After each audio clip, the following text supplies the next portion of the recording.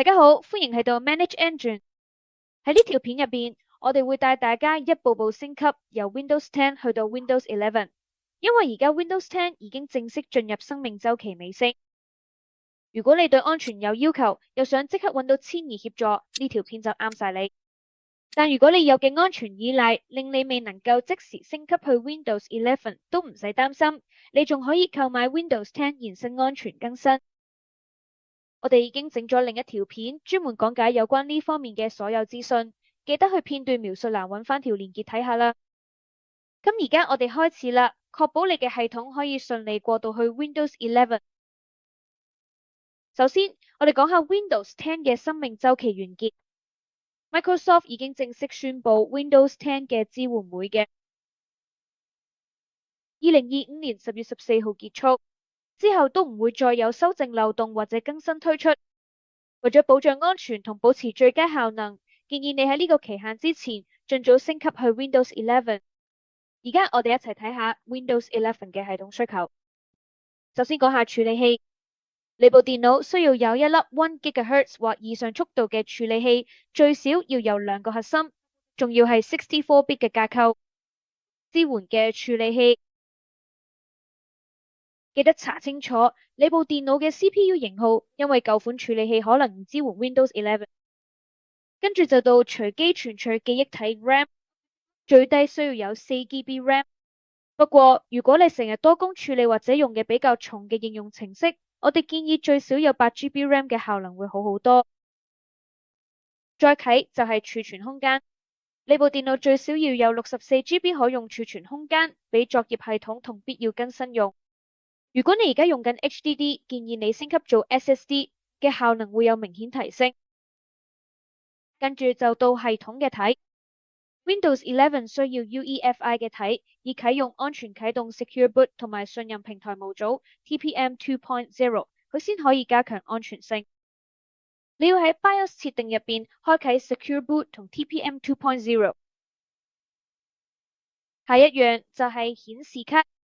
你部顯示卡要支援 DirectX 12或以上版本，同埋要有 WDDM2.x 驅動程式，咁樣可以確保你部機可以運行現代應用程式，亦都可以完全發揮 Windows 11嘅功能。下一項就係顯示器。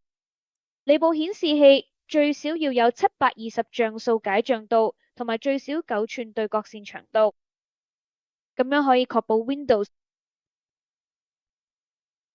你需要有穩定嘅網絡連線，先可以完成安裝同下載所需更新。如果你用緊 Windows 11家用版，仲需要有 Microsoft 賬戶先可以完成初始設定。最後，但係同樣重要，升級之前記得用 Microsoft 嘅 PC Health Check 工具檢查下你部機。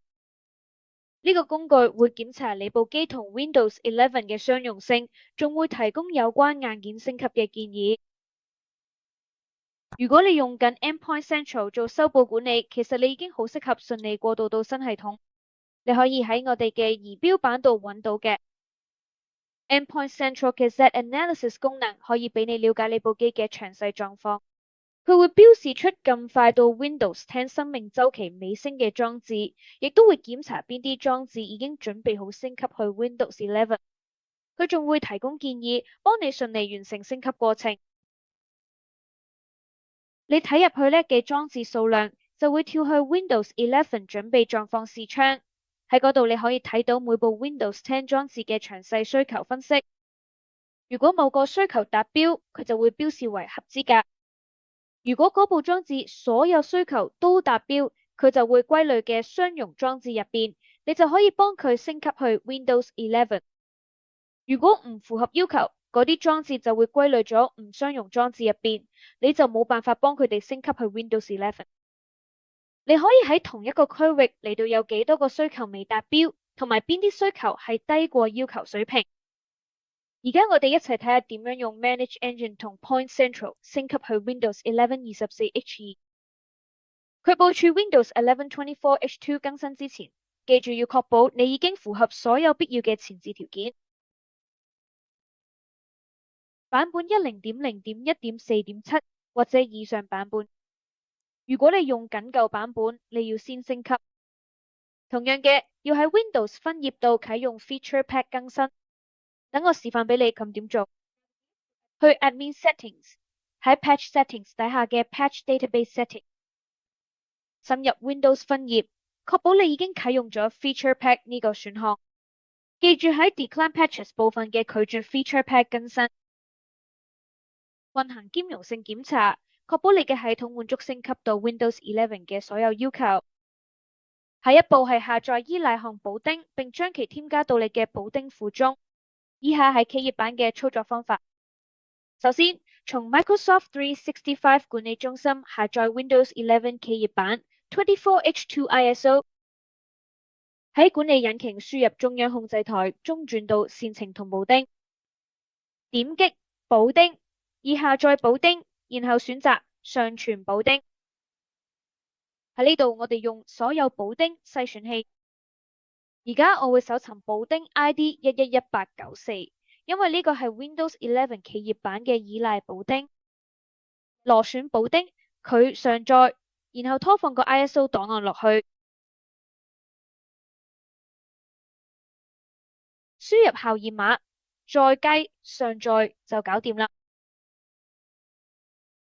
同樣地，如果係專業版，就要去 Microsoft 365管理中心頁面下載 Windows 11專業版 ISO， 跟住我哋搜尋補丁 ID 111890，呢個就係 Windows 11專業版嘅依賴補丁。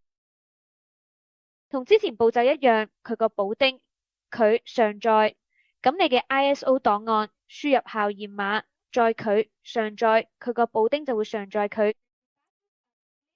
而家就到部署 Windows 11 24H2 更新嘅時候啦。